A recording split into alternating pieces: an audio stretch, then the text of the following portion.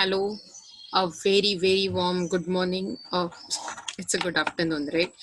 So, since we are actually sleepyheads today, and it's a nervous Monday, maybe we don't want that nervousness. So, let's start with specific consumption function. In the last lecture, we have seen the introduction for consumption function. हमने देखी थी consumption function की introduction और हम ऐसे ही आगे जाने वाले हैं. सो it's a funny picture where you can see monkeys consuming bananas after bananas. So it's same like that. We are being a consumers sometimes feel like monkey because we consume a lot of things. Continuous consumption is endless. कारण अपने needs खूप असतात. हमारे जो needs रहते हैं वो बहुत बहुत ज्यादा रहते हैं, एंडलेस रहते हैं, और इसके हिसाब से कंजम्पशन फंक्शन भी रहता है. तो एक्चुअली हमें ये फंक्शन स्पेसिफिकली केनेशियन इकोनॉमिक्स के अंडर देखना है. दैट मीन्स हमें केनेशियन इकोनॉमिक्स में जो कंजम्पशन फंक्शन बताया है वो देखना है. और ये इसके बारे में आपको कैसे कैसे क्वेश्चन आ सकते हैं. तो specifically explain the consumption function of Keynes. उसके बाद वो आपको ग्राफ ड्रॉ करके उसका शेड्यूल ड्रॉ करके दिखाना पड़ेगा. उसके बाद जो थियरीज आती है कंजम्पशन फंक्शन से रिलेटेड, वो थियरी का एक्सप्लेन करने के लिए आ सकती है बड़े क्वेश्चन के हिसाब से, या फिर नोट में भी आ सकता है. तो those kind of question you can get. Obviously MCQs तो रहते ही है, एमसीक्यूज या छोटे क्वेश्चन ट्रू और फॉल्स वाले. तो ये टॉपिक जो हम पढ़ रहे हैं, केन्स की थियरी है, क्लासिकल थियरी पहले पढ़ी, अब ये जो हम कंजम्पशन फंक्शन पढ़ रहे हैं, ये बहुत ही इंपॉर्टेंट टॉपिक है. ओके, आपके एग्जाम के हिसाब से.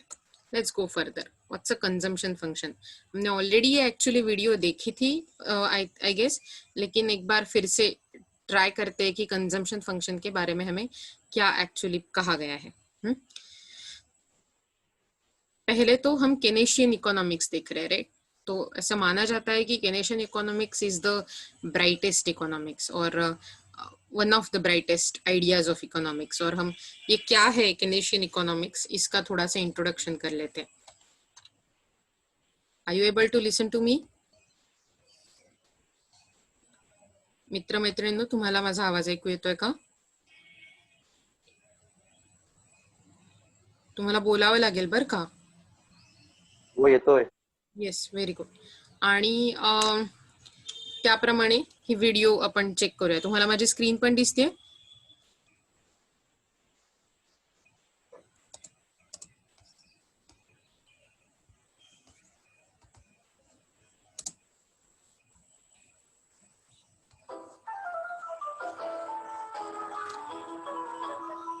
Keynesian economics is a school of thought in which government plays an important role in mitigating economic recessions.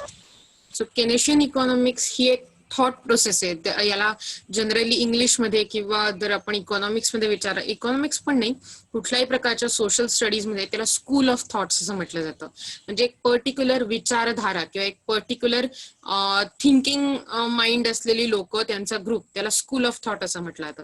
So Keynesian economics is the school of thought in which government plays important role. आपण बघितलंय की classical मध्ये त्यांनी सांगितलं होतं लेसे फे, म्हणजे जशी इकॉनॉमी नॅचरली चालते, जसं मार्केट नॅचरली चालतंय त्याला तसं चालू द्या, तुम्ही त्याच्यात मध्ये आडकाठी करू नका. गव्हर्नमेंटचा कोणताही रोल नव्हता, नो इंटरफिअरन्स फ्रॉम गव्हर्नमेंट. पण केनेशियनचा मेजर इम्पॉर्टन्स किंवा मेजर भार हा कायम गव्हर्नमेंटवर असतो. So government plays a vital role, a very important role in mitigating economic recession. Mitigating म्हणजे to remove, to act upon, किंवा त्याच्यावर ती कमी करण्यासाठी. रिसेशन्स जी असतात ती कमी करण्यासाठी. मला वाटतं आपण बिझनेस सायकल बघितल्यात आणि त्यामुळे तुम्हाला रिसेशन काय आहे हे लक्षात यायला हवं. तरी ज्यांना आठवत नसेल त्यांच्यासाठी, रिसेशन म्हणजे पीक पॉइंट नंतर येणारी नर्वसनेस, येणारा प्रॉब्लेम, येणारी डिमांडमध्ये हळूहळू कमी होत जाणं, आणि त्यामुळे इकॉनॉमी एका ट्रफ पोझिशनला पोहोचणं, जिथे तुम्ही पूर्णच्या पूर्ण डिप्रेशन मध्ये गेलेले असता. इकॉनॉमिक कंडिशन मध्ये तुमची इकॉनॉमी पूर्णपणे संथ झालेली असते, थंडावलेली असते. बहुत ही ठंडा हो गया होता है सभी कुछ. सो ये सब पोजीशंस को टैकल करने के लिए आपको गवर्नमेंट का बहुत ज्यादा हेल्प चाहिए होता है, जो फैक्ट केनेशियन इकोनॉमिक्स आपके सामने मेजरली रखता है. Okay It's named after British economist John Maynard Keynes, who advocated the need for government intervention during the height of the Great Depression. Keynes argued that governments needed to push against the economic tide in order to lessen the impact of the boom and bust cycles that were inevitable in a free market economy. In other words, Keynes thought that the government should spend less money during times of economic prosperity and spend more during a downturn. So Keynes की theory या फिर केनेशियन economics क्या बताता है कि government को ज्यादा से ज्यादा पैसे मार्केट में प्रोवाइड करने चाहिए, मतलब नए छपाई नहीं करनी है. ओके नवीन पैसे नहीं क्रिएट करायचे, ज्यादा से ज्यादा मनी पावर हमें मार्केट में लानी चाहिए अगर हमें रिसेशन का सामना करना है, अगर हमें डिप्रेशन का सामना करना है. और इसके अगेंस्ट जब भी मतलब आप प्रॉस्पेरिटी के लेवल पे हो तो गवर्नमेंट को ज्यादा से ज्यादा मार्केट से पैसे उठाना चाहिए, ज्यादा टैक्सेशन करना चाहिए, सो दैट जो एक्सेसिव परचेसिंग पावर रहता है, जो एक्सेसिव पैसे रहते हैं लोगों के पास, आपके सिटीजन्स के पास, इंस्टीट्यूशंस के पास, वो कम हो सकते हैं, सो दैट जो भी आगे वाला रिसेशन का फटका आएगा, रिसेशन का प्रॉब्लम आ जाएगा, उसका जो बड़ा इम्पैक्ट होगा वो कम हो जाएगा और हमें इजीली रिसेशन से बाहर आने का मौका मिलेगा. Okay By and large, proponents of Keynesian economics believe that a depression is caused mainly by excessive savings and a decrease in aggregate demand, which is the total demand for goods and services in a country. जर तुम्हाला आठवत असेल तर आपण मागच्या lectures मध्ये जेव्हा Keynesian theory of income and employment पाहिली होती तेव्हा आपण बघितलं होतं की डिप्रेशन कशामुळे कॉज होतं. Simply excessive saving. लोक जे जास्त सेव्ह करायला लागले तर ते स्वतःकडे त्याचं होर्डिंग करतील पैशाचं, ते इन्व्हेस्ट करणार नाहीत. इन्व्हेस्ट केलं नाही तर नवीन जॉब क्रिएट होणार नाही. राईट. सिम्पली आपल्याला हे लक्षात ठेवायला पाहिजे की आपल्याला ते सेव्हिंग्स कशा प्रकारे बॅलन्स ठेवता येईल, अलॉंग विथ आपल्याला त्याची जी डिमांड आहे ती पण कशा प्रकारे ऍग्रिगेट डिमांड वाढवता येईल. जर ऍग्रिगेट डिमांड मार्केटमधली वाढली तर त्याच्या अकॉर्डिंग टू सप्लाय पण वाढतो. जर तुम्हाला आठवत असेल तर से नावाच्या एका माणसाने सांगितलं होतं की supply creates its own demand.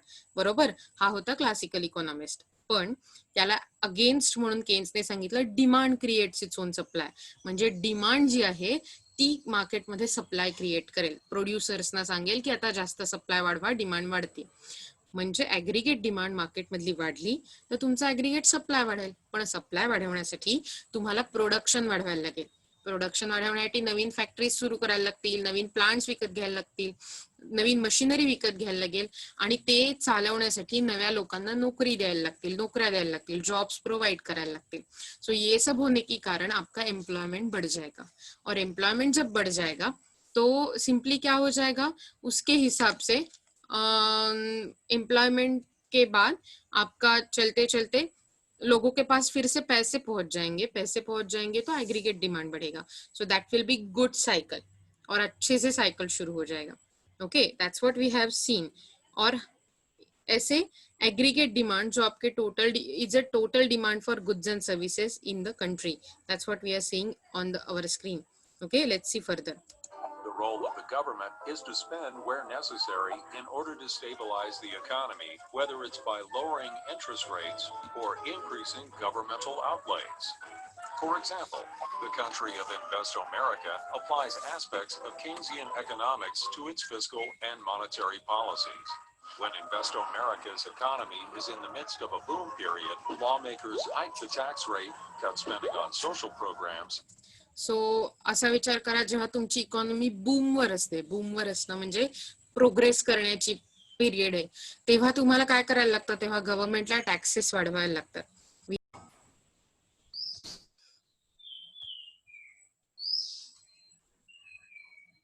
Hello, are you able to see me right now? मला उत्तर द्या बरं, कारण माझा स्क्रीन गेला होता, मी कट झाले होते. तुम्हाला माझं बोलणं ऐकायला येतंय का? Yes, ma'am. Okay. Really apologizing for cut in low network आज जनरली आपल्याकडे लाईट नसतात आणि त्यामुळे तुम्हाला जर माहिती असेल तर लाईट नसल्यावरती कसं काय माहिती नाही पण आपल्या इंटरनेटवर पण आपोआपच परिणाम होतो. सो मला वाटतं तसंच काहीतरी झालं असावं. So let's get back. आपण बघत होतो की जेव्हा बूमचा पिरियड चालू असतो, प्रॉस्पेरिटीचा पिरियड चालू असतो, तेव्हा स्पेसिफिकली गव्हर्नमेंटला लक्षात ठेवून टॅक्सेस वाढवायला लागतात. कारण लोकांकडे खूप पैसा खेळत असतो आणि खूप पैसा खेळत असताना आपल्याला तो पैसा कर्ब करणं गरजेचं आहे, काढून घेणं गरजेचं आहे लोकांकडून. कारण नाहीतर मग तुमची एक्सेस डिमांड वाढत जाते आणि जशी डिमांड एका सर्टन पॉइंटच्या पलीकडे जाते तेव्हा आपण बिझनेस सायकलमध्ये बघितलंय तुमच्या हळूहळू रिसेशनला सुरुवात होते. येतंय लक्षात? कारण मार्केटमध्ये ओव्हर प्रोडक्शन सुरू होतं. आपण हाऊसिंग बबल नावाची कन्सेप्ट बघितली होती तेव्हा 2005 मध्ये झालेली, जर तुम्हाला आठवत असेल तर. आठवत नसेल तर प्लीज मागच्या व्हिडिओ रेफर करा. कारण हे सगळं परत परत मी तुम्हाला सांगते तरी आपल्याला आपल्या पोर्शनकडे पण हळूहळू पुढे जायचंय. बरोबर आहे. सो सोशल प्रोग्राम्स कमी करणं म्हणजे पेन्शन्स असतात, स्कॉलरशिप्स असतात, ज्या जनरली आपण ऍज अ गव्हर्नमेंटने वाढवल्या पाहिजेत रिसेशन पिरियडमध्ये, ट्रफ पॉइंटमध्ये. पण जशी जशी प्रोग्रेशनची पिरियड सुरू होते, जसं जसं प्रॉस्पेरिटी यायला लागते, तसं तसं गव्हर्नमेंटने टॅक्स वाढवत हे सोशल प्रोग्राम्स कमी करायला पाहिजेत. सो दॅट इकॉनॉमीमध्ये जे एक्सेसिव्ह पर्चेसिंग पॉवर असते ती आटोक्यात येते. आणि लक्षात ठेवा गव्हर्नमेंटचं हे अतिशय महत्वाचं फंक्शन आहे. आपलंही गव्हर्नमेंट ते फॉलो करतं आणि जगातली सगळी गव्हर्नमेंट हे फंक्शन फॉलो करतातच. आणि त्यासाठी त्यांना मदत होते आरबीआयची, reserve bank of India. Let's see further या व्हिडिओत आणखीन काय सांगितलं. And increase the cost of borrowing money. However, when Investo America enters a recession, the government lowers taxes and interest rates and spends more money on programs in order to stimulate economic activity. Correct उलट होतं. जेव्हा recession period असतो तेव्हा government काय करतं, त्यांचे taxes कमी करतं सो दॅट लोकांकडे जास्त पैसे राहतील. सोशल प्रोग्राम्स वाढवले जातात in the sense J social help दिली जाते, जसं लोन वेवर असतात, म्हणजे कर्जमाफी ज्याला आपण म्हणतो तशी गोष्ट, ते वाढवले जातात. आणि इंटरेस्ट रेट म्हणजे तुम्हाला जी सेव्हिंग्स केल्यावर किंवा इन्व्हेस्ट केल्यावर जे रिटर्न्स मिळतात ते वाढवणं. थोडक्यात तुम्ही जर लोन्स घेणार असाल, ओके, सो तुम्ही जर लोन घेणार असाल तर त्याच्यावर कमीत कमी इंटरेस्ट रेट मिळाला तर तुम्ही जास्त लोन घ्याल. आणि म्हणून लोकांना लोन घेण्यासाठी एनकरेज केलं जातं, कारण थ्रू लोन्स लोकांच्या हातात पैसे येतात आणि त्यामुळे नवीन उद्योग सुरू होण्याची शक्यता असते. सो हे जे तुम्हाला दिसतात ती कंडिशन आहे जेव्हा गव्हर्नमेंट ऍक्ट अपॉन करतं रिसेशनच्या काळात. टॅक्सेस कमी. काय काय होतं म्हणा बरं माझ्या मागून. रिसेशनच्या काळात काय काय होतं, टॅक्सेस कसे होतात कमी. टॅक्सेस कसे होतात सांगा मला. ओपन युअर माइक्स आणि सांगा मला. टॅक्सेस कमी होतात, बरोबर आहेत ना. I you going to talk or I am going to just sleep people. Okay, I know आपण सायलेंट ट्रीटमेंट घेत नाही, मी हरकत नाही, मी शिकवत जाते पुढे. सो टॅक्सेस कमी होतात, इंटरेस्ट रेट्स कमी होतात आणि त्याच्या पण सोशल प्रोग्राम्स मध्ये इन्व्हेस्ट केलेले जे पैसे असतात गव्हर्नमेंट कडून ते मात्र वाढवले जातात. वेअरॅज प्रॉस्पेरिटीच्या काळात करेक्ट उलटी गोष्ट होते की टॅक्सेस वाढवले जातात, इंटरेस्ट रेट वाढवले जातात आणि सोशल प्रोग्राम्स मधले पैसे मात्र कमी केले जातात. सो हे होतं केनेशियन इकॉनॉमिक्स, जे आपण थ्रू आउट गेल्या वीक पासून बघतोय. आता आपल्याला काम करायचंय की okay, just a minute. Okay okay, so are you able to hear me out. तुम्हाला माझा आवाज ऐकायला येतोय का आत्ता? जरा पटकन सांगा बरं मला, तुम्हाला आवाज ऐकायला येतोय का? येस. ओके, मला माहितीये मी तुम्हाला फक्त एक रिकॅप देत होते ती व्हिडिओ, म्हणजे की आपण गेल्या आठवड्यात मिळून काय काय शिकलो. ओके, आता आपण ऍक्च्युली कन्झम्पशन फंक्शन बघायला घेऊया. हे तुम्ही ऍक्च्युली त्यातलं थोडंसं पाहिलेलं आहे आणि मी तुम्हाला गेल्या आठवड्यात थोडंसं समजावलं होतं, पण परत एकदा काय म्हणू तसं आपण त्याचं रिकॅप घेऊया. Okay, the consumption function or propensity to consume refers to income consumption relationship. Income आणि कन्झम्पशन यांच्यामध्ये असलेली रिलेशनशिप म्हणजे consumption function. It is a functional relationship between two aggregates. दोन मेजर ॲग्रिगेट कुठलं होतं? द टोटल कन्झम्पशन आणि gross national income. आपण नेहमी हे जे रिलेशन सांगतो ते दोन गोष्टींमधलं असतं. एक टोटल कन्झम्पशन, दुसरं gross national income. Okay, symbolically आपण ते लिहितो C is equal to F of Y. C is a consumption, F म्हणजे फंक्शन आणि Y म्हणजे gross national income. So total consumption is function of gross national income असं आपण ते read out करतो. Thus the consumption function indicates a functional relationship between consumption and income where consumption is dependent variable and Y, that is gross national income, is independent variable. आपण बघितलं होता मला वाटतं ह्यातला थोडा फरक, डिपेंडंट व्हेरिएबल काय आणि इंडिपेंडंट व्हेरिएबल काय. So as consumption is a dependent variable किंवा depending factor, C that is consumption will be determined by Y. C ठरवला जाईल वायच्या मुवमेंट बरोबर. वाय म्हणजे इन्कम तुमचं जसं हलेल त्याप्रमाणे तुमचं कन्झम्पशन हलणार आहे, पुश आउट किंवा पुश इन होणार आहे. Okay, this relationship is based on the ceteris paribus, that is other things being equal assumption. हे मी पण तुम्हाला सांगितलं होतं. As such only income consumption relationship is considered and all possible influences on consumption are held constant. So the propensity to consume or consumption function म्हणजेच काय असतं? Propensity to consume म्हणजे इन्कमच्या प्रमाणात तुमची खर्च करण्याची टेंडन्सी, कंझ्युम करण्याची tendency, that is propensity to consume. So propensity to consume or consumption function it schedule of a various amounts of consumption expenditure corresponding to the different level of income. Okay, आपण हे बघितलं होतं की वाय म्हणजे या column मध्ये हे consumption schedule होतं, ज्याच्यात वाय म्हणजे इन्कमचा कॉलम होता आणि तुमचं 0 पासून इन्कम सुरू होत आहे आणि 360 पर्यंत दर एक पडावावर, दर एक छोट्या छोट्या गॅपने 60 से इंक्रीज हो रहा है. ओके, सिमिलरली कंजम्पशन भी रेज हो रहा है, लेकिन जब 0 आपका इनकम है तो आपका कंजम्पशन 20 है, जो आपके पास्ट सेविंग से आप पैसे निकाल रहे हो और कंज्यूम कर रहे हो, क्योंकि कंजम्पशन कभी 0 नहीं हो सकता. आपको कुछ ना कुछ जरूरी रहता है. फूड, क्लोथिंग, शेल्टर, ये आपके बेसिक नीड है और ये फुलफिल करने के लिए आपको कंजम्पशन करना ही पड़ता है. तो जब भी आपके पास इनकम नहीं है, आप क्या करोगे? पास्ट सेविंग निकालोगे. उसके बाद क्या होता है, आई नो जुलेखा कि आपको शायद सुनाई नहीं दे रहा है, बहुत प्रॉब्लम हो सकता है. तो क्या प्रॉब्लम है मैंने आपको बताया. आज हमारे पास इलेक्ट्रिसिटी का प्रॉब्लम है और उसके साथ इंटरनेट का भी इशू चल रहा है. तो हम क्या कर सकते हैं, एक्चुअली मैं आपको ये पढ़ा रही हूँ तो इसके साथ एक वीडियो भी बन रहा है, आपको पता है राइट. तो ये वीडियो जब मैं अपलोड करूंगी, प्लीज वॉच इट, जहां पर आपको सुनाई नहीं दे रहा है. और उसके साथ आप क्या कर पाओगे, जो भी कुछ प्रॉब्लम्स है मुझे पूछो. मैंने आपको ऑलरेडी हर बार मैं पूछती हूँ कि अगर आपको कोई प्रॉब्लम है तो मुझे पूछो. तो सिमिलरली आप वैसे पूछ सकते हो, लेकिन अभी के लिए मुझे लेक्चर वी कैन कंटिन्यू और आप वीडियो वो देख पाओगे. बिलीव मी, कुछ भी प्रॉब्लम है आपको मुझे पूछना है, ऐसा नहीं होगा कि आपके डाउट्स क्लियर नहीं होंगे. ओके, सो लेट्स सी कि कंजम्पशन फंक्शन कैसे चल रहा है.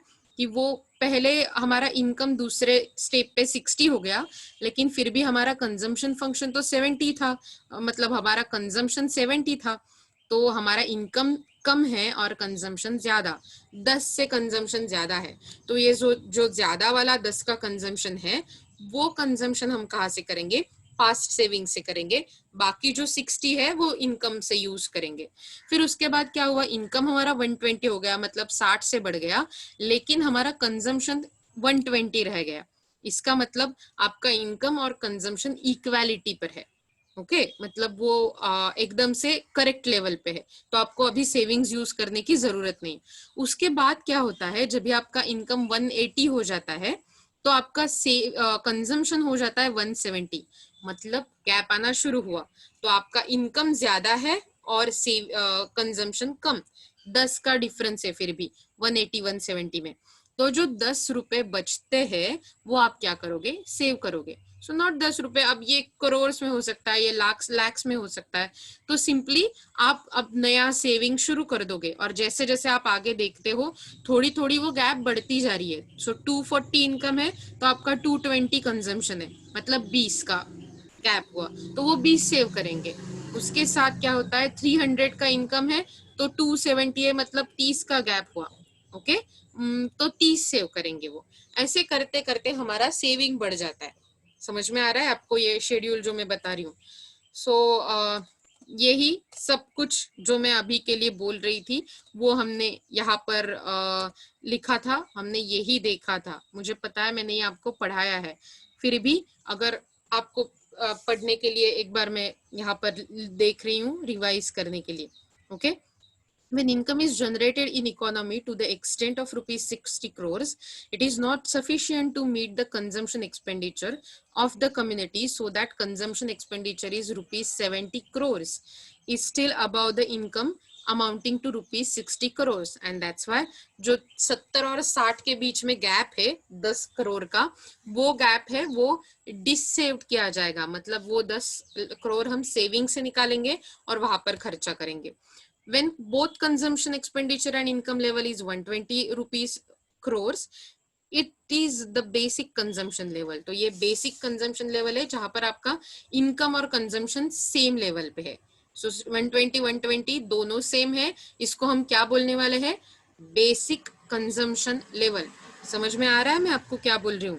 120 मतलब आपका income और consumption जो match हो रहा है उसको हम क्या बोलने वाले हैं, मुझे बताओ.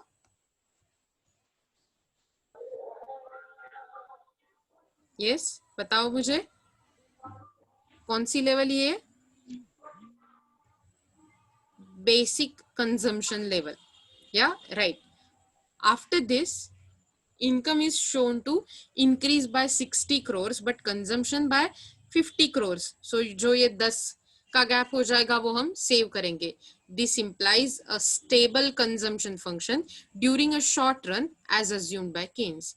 तो ये इम्प्लाई करता है कि हमारा जो कंजम्पशन फंक्शन है वेरी स्टेबल कंजम्पशन फंक्शन है, कुछ ज्यादा ऊंच नीच नहीं है, और यही कंजम्पशन फंक्शन केन्स ने अज्यूम किया है और यही हम हमारे डायग्राम में दिखा रहे हैं. तो क्या है, y एक्सिस पे कंजम्पशन है, x एक्सिस पे इनकम है. ओके, सो पहले आपका कंजम्पशन कितना था, C1 का था. ये 45 डिग्री लाइन है जिसका हर एक point consumption is equal to income show करता है. ओके, जिसको यूनिट लाइन बोलते हैं अगर आपको याद है. In the diagram income is measured horizontally X axis पे और consumption is measure on a vertical axis, that is vertically on Y axis. Okay, 45 degree line is a unity line where at all levels income and consumption are equal. So ये unity line है 45 degree line वाली. ये C is equal to Y जहां पर consumption is equal to income. The C curve is a linear consumption function based on assumption that consumption changes by the same amount. तो C curve जो है, जो ये हम लाइन देख रहे हैं, लास्ट टाइम मैंने आपको वो ड्रॉ करके भी दिखाई थी कि ये जो लाइन है. ओके, सो ये आपका कंजम्पशन फंक्शन है. ओके, कंजम्पशन फंक्शन क्या बता रहा है वहां पर, वो स्ट्रेट लाइन है, राइट. इसका मतलब यूनिफॉर्म इंक्रीज हो रहा है. तो 50 50 50 50 हर एक पड़ाव पे आपके कितना कंजम्पशन इंक्रीज हो रहा है, 50 करोड़. ओके, इसके बाद आता है the upward slope of the right to the right indicates that consumption is an increasing function of income. मतलब जैसे जैसे आपका इनकम बढ़ेगा वैसे वैसे आपका कंजम्पशन भी बढ़ जाएगा. ये बताने के लिए हम बोल रहे हैं कि consumption is the increasing function of income, क्योंकि हर बार इनकम बढ़ेगा कंजम्पशन बढ़ेगा, इनकम बढ़ेगा कंजम्पशन बढ़ेगा. ऐसा कभी नहीं होने वाला कि इनकम बढ़ेगा तो कंजम्पशन कम होने वाला है. That's what it's assumed by Keynes. Okay, मैं बोल रही हूँ कि Keynes का assumed consumption function कैसा है. Okay, जब भी एक क्वांटिटी बढ़ती है तो दूसरी भी बढ़ेगी, ऐसा होता है, तो उसे हम बोलते हैं increasing function. B is the break even point. ये हमें पॉइंट दिख रहा है, अगर आपको याद है हमने लास्ट लेक्चर में देखा था. सो B जहां पर C is equal to Y और C ये दोनों भी कर्व एक साथ मिल जाते हैं तो उसे हम क्या बोलते हैं, ब्रेक इवन पॉइंट, जहां पर C is equal to Y है, मतलब वहां पर OY1 ये आपका income is equal to OC1 आपका कंजम्पशन हो रहा है। ओके, इसके बाद आता है when income rises to OY2, जब भी जेव्हा इन्कम राइज होईल OY2 पर्यंत, consumption also increases to OC2, so consumption भी बढ़ेगा OC2 पे, लेकिन इस time increase in consumption is less than increase in income. इसका मतलब है जो भी आपका जितना इनकम बढ़ा, समझो ऐसे करते हैं कि इनकम बढ़ा 2 करोड़ से, लेकिन आपका जो कंजम्पशन है वो उसके हिसाब से उतना नहीं बढ़ा 2 करोड़ से, वो शायद 1 करोड़ से ही बढ़ा है। क्योंकि देखो आप ये देख पा रहे हो C1 और C2 के बीच में जितनी गैप है उससे बड़ी गैप Y1 और Y2 के बीच में है, और इसलिए बोला है कि C1 C2 is less then Y1 Y2। C1 C2 क्या है, आपका चेंज इन कंजम्पशन है, तो वो जो चेंज इन कंजम्पशन है according to change in income वो लेस है, कम है। ओके, ये सिंपली केन्स ने बताया है। उसके बाद आता है the portion of income not consume is saved as shown by the vertical distance between 45 degree line and C curve. सो ये दूसरा पैच आता है। अब तक हम कंजम्पशन के बारे में बोल रहे थे, अब हम बोल रहे हैं सेविंग्स के बारे में। तो ये जो गैप है कंजम्पशन और 45 डिग्री के लाइन के बीच वाली, ये जो लाइन है इसको हम बोलने वाले हैं सेविंग्स। ओके, ये सेव हो रहा है क्योंकि ये एक्सेस वाला इनकम है हमारा। ओके, देखो Y मतलब इनकम है, राइट, तो एक्सेस वाला इनकम है कंजम्पशन के बाद खाली रहने वाला, तो वो हम सेव करेंगे। तो सिंपली अगर यहाँ पे भी जो गैप है वो आप देखोगे तो यहाँ पर क्या है, आपका इनकम कम है, उसके हिसाब से आपका कंजम्पशन ज्यादा है। तो इनकम का कर्व नीचे है और कंजम्पशन का कर्व ऊपर है, तो ये जो गैप बन रहा है यहाँ पर, ये आपका होगा डिस सेविंग। ओके, DS बोल रहे हैं यहाँ पर हम। डिस सेविंग का मतलब होता है आप आपके जो पास्ट सेविंग है उनसे पैसे निकालोगे, ओके, और खर्चे करोगे। यहाँ पर आपको सेविंग्स नहीं निकालना पड़ेगा। ये जो पॉइंट हमने टेबल में देखा था ना 120 इक्वल टू 120 वाला, वो पॉइंट है जिसको हम ब्रेक इवन पॉइंट बोलते हैं। Okay, basic level of consumption. और उसके बाद आएगा जो पड़ाव, उसमें क्या होगा, आपका इनकम बढ़ेगा, कंजम्पशन भी बढ़ेगा, लेकिन साथ में नहीं बढ़ेंगे दोनों, थोड़े थोड़े डिफरेंस में बढ़ेंगे। जो डिफरेंस होगा वो सेव किया जाएगा। ओके, होपफुली आपको ये समझ में आ रहा है। I don't know if you are understanding it. अगर आपको कुछ समझ में नहीं आ रहा है प्लीज मुझे पूछते रहिए। Thus, the consumption function measures not only the amount spent on the consumption but also amount saved. तो इसका मतलब है जो भी हमने कंजम्पशन फंक्शन देखना है उसके साथ हम दो चीजें सीखते हैं। पहले कितना कंज्यूम किया इनकम में से, और दूसरा कितना सेव किया। सिंपली आप ये फॉर्मूला लिख सकते हो यहाँ पर कि y that is income, okay, so y is equal to C plus S, मतलब क्या, कंजम्पशन प्लस सेविंग। तो ये आप ऐसे लिख सकते हो, क्योंकि ये आप ऐसे बोल सकते हो अभी के लिए याद रखने के लिए, क्योंकि जो भी इनकम खर्चा नहीं हुआ वो क्या हो जाएगा, वो सेव हो जाएगा। जो भी इनकम कंज्यूम नहीं होगा वो सेव हो जाएगा। तो सिंपली अगर आपको सेविंग्स निकालना है तो आपको क्या करना पड़ेगा, saving will be equal to, हम सिर्फ मैथमेटिकल एक्सप्रेशन यूज कर रहे हो, ओके, यहाँ पर saving will be equal to y minus C। हमने सिर्फ C यहाँ पर लिया और उसको कंजम्पशन से कम, कंजम्पशन को आपके इनकम से कम कर दिया, तो जो भी अमाउंट बचेगा वो आपका होगा सेविंग्स। उल्टा भी होगा, कंजम्पशन निकालना है तो आप इनकम से सेविंग्स को कम करोगे तो कंजम्पशन मिल जाएगा। सिमिलरली आपको क्या कंसेप्ट याद रखनी है कि आपका इनकम दो चीजों से खर्च हो रहा है या दो चीजों से बन रहा है, जो मतलब पूरा का पूरा expenditure, that is C plus I, sorry C plus S, that is consumption plus savings. आप एज अ कंज्यूमर दो टाइप से कंज्यूम कर रहे हो। पहले एक तो आप डायरेक्ट कंज्यूम कर रहे हो या फिर आप सेव कर रहे हो। Okay, let's see further. This is because propensity to save is merely propensity not to consume. Propensity मतलब टेंडेंसी, अब ये तो याद है हमें।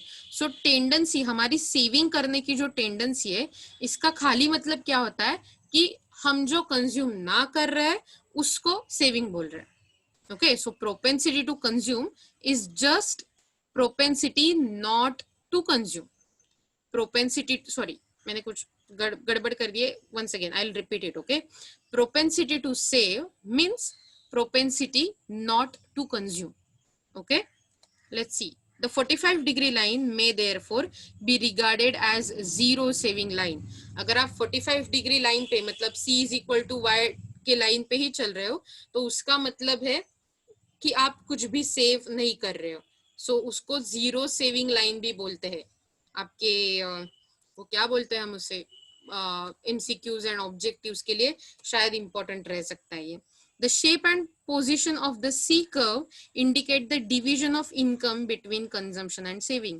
तो आपका कंजम्पशन कर्व जैसे भी रहेगा वो आपको बताएगा कि आप कितना सेव कर रहे हैं, आप कितना कंज्यूम कर रहे हैं। ओके, आपको शायद होपफुली ये मेरे चित्र और ये देखकर समझ में आ रहा होगा कि मैं क्या बोल रही हूँ। Okay, let's go further, next slide. तो हमने इसके बाद देखा था कि कंजम्पशन फंक्शन के दो टेक्निकल एट्रीब्यूट्स रहते हैं, दो टाइप्स जैसे रहते हैं, दो प्रॉपर्टीज रहते हैं। एक था the average propensity to consume. Okay, so average propensity to consume क्या है वो देखते हैं। Okay, so let's go to average propensity to consume. हमने प्रोपेंसिटी टू कंज्यूम तो देखा था, जिसको हमने बोला था कि टेंडेंसी टू कंज्यूम होता है। तो आपको यहाँ पर एक टेबल दिख रहा है, आपको ये आपके बुक में ड्रॉ करना है। ओके, सो देखो इनकम में आपको दिख रहा है 120, 180, 240, 300, 360, ये वही वाला इनकम है।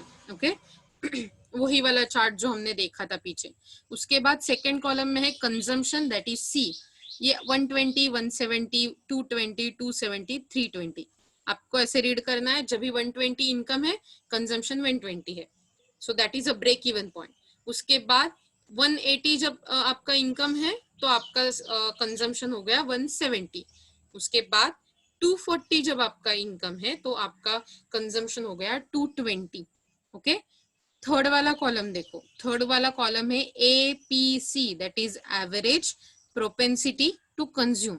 मतलब कितनी हर एक पर्सन की या फिर हर एक यूनिट, मतलब आपका हर एक इनकम का यूनिट, हर 1 रुपया, ऐसे हम कंसिडर कर सकते हैं कि 1 रुपए में से कितना कंज्यूम हो रहा है, कितना परसेंट कंज्यूम हो रहा है। ओके, तो पहले अगर आप देखें उसका फॉर्मूला है consumption divided by income. Okay, आपको समझ में आ रहा है मैं क्या बोल रही हूँ? ये 2 मिनट का ब्रेक चाहिए, we can take that, take break. Okay, जो हम बोल रहे हैं समझ में आ रहा है? Let's see. Okay, APC is average propensity to consume. Average propensity to consume आपल्याला काय सांगतं की प्रत्येक 1 रुपया इनकम मधलं किती पैसे खर्च होतात, प्रत्येक 1 रुपया मागे किती कंज्यूम केलं जातं, हर 1 रुपए के पीछे हम कितना पैसे, कितने रुपया खर्च कर रहे हैं वो। ओके, सो APC का फॉर्मूला होता है कंजम्पशन डिवाइडेड बाय इनकम। तो आपके पास कंजम्पशन का भी कॉलम है और इनकम का भी कॉलम है। तो आप पहले यहाँ पर देख सकते हो कि 120 है। ओके, 120 आपका कंजम्पशन रहा है, 120 आपका इनकम रहा है, तो 120 डिवाइडेड बाय 120, इसका मतलब 1। तो यहाँ पर आपकी एवरेज प्रोपेंसिटी टू कंज्यूम कितनी है? 100%। ये सिर्फ परसेंटेज में कन्वर्ट किया है, आपको परसेंटेज पे ध्यान देने की अभी के लिए जरूरत नहीं है, हम सिर्फ पॉइंट पे ध्यान देंगे। ओके, सो ये कितनी है? 1। अब आपको पता है, आपने देखा था प्रोपेंसिटी टू कंज्यूम हर बार 0 से लेकर 1 तक ही पहुंचती है, मतलब इट इज लाइक 0 और 1 के बीच में ही वो घूमती रहती है, राइट? तो 1 होना मतलब ज्यादा से ज्यादा होना, जितना इनकम उतना खर्चा, जितना इनकम उतना कंजम्पशन, इसका मतलब होता है आपकी प्रोपेंसिटी टू कंज्यूम 1 होना। तो यहाँ पर हम देख रहे हैं 120 120 है, इसलिए एवरेज प्रोपेंसिटी टू कंज्यूम कितना है? 1 है। उसके बाद आता है आपका इनकम 180, कंजम्पशन 170, इसलिए यहाँ पर सी रहा 170 और y रहा 180, राइट। तो क्या हुआ 170 डिवाइडेड बाय 180, इसका आपको नंबर मिलेगा 0.92, राइट। मतलब आपकी एवरेज प्रोपेंसिटी टू कंज्यूम कितनी है 0.92। थर्ड प्रॉब्लम देखिए, यहाँ पर 240 का इनकम है और 220 का कंजम्पशन है, तो यहाँ पर हमने डाल दिया consumption divided by income, 220 divided by 240, आपको नंबर आ गए 0.91। तो आपकी एवरेज प्रोपेंसिटी टू कंज्यूम, मतलब हर एक रुपए में से आप 0.91 91 पैसे, राइट, वो खर्चे कर रहे हैं कंजम्पशन के लिए, और जो बाकी के 1 रुपये में से 0.09 बचता है वो आप सेव कर रहे हो। समझ में आ रहा है? होपफुली आपको समझ में आ रहा होगा। तो ऐसे ही आप नीचे वाले देख सकते हो कि 300 का इनकम है, 270 का कंजम्पशन है, 270 डिवाइडेड बाय 300 तो 0.90 और ये आपकी एवरेज प्रोपेंसिटी टू कंज्यूम है, APC। तुमच्या लक्षात येत आहे?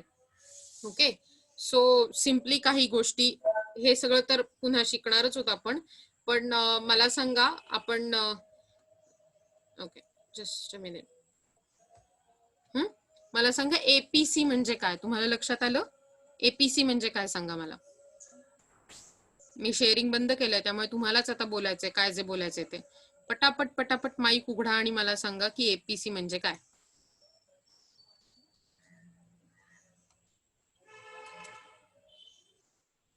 बोला बोला. Average propensity to consume. Correct, average propensity to consume. Very good. So average propensity to consume आपण कशी काढली, कोणता फॉर्म्युला वापरला आपण, कौन सा फॉर्म्युला यूज किया?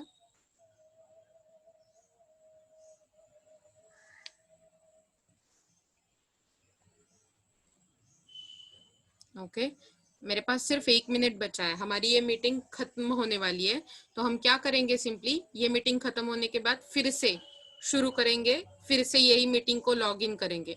Okay, am I audible to you? आपको सबको समझ में आ रहा है? हमें फिर से लॉग इन करना है. Okay Yes, ma'am. Okay, cool. So let's end it here और फिर से ज्वाइन करते हैं.